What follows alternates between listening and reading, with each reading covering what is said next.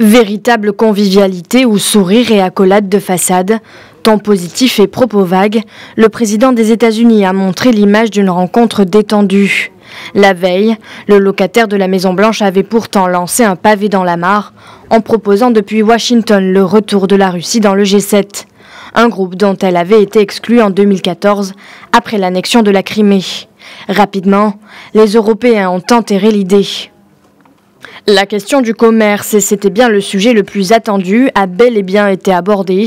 Le président français Emmanuel Macron et Donald Trump ont adopté un ton positif concernant le déroulé des négociations.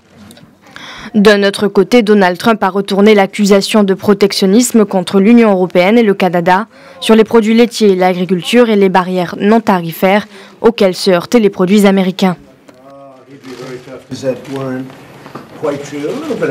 Il y a de petites tensions de temps en temps quand il s'agit de commerce.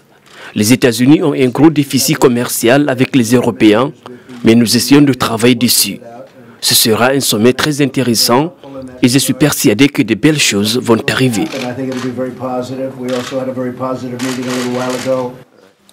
Aux côtés de Justin Trudeau, il a affirmé contre toute évidence que la relation américano-canadienne n'avait jamais été aussi bonne. Les 6 leaders veulent éviter une guerre commerciale et convaincre le locataire de la Maison-Blanche que les tarifs nuiront in fine à l'économie des États-Unis et à la croissance mondiale.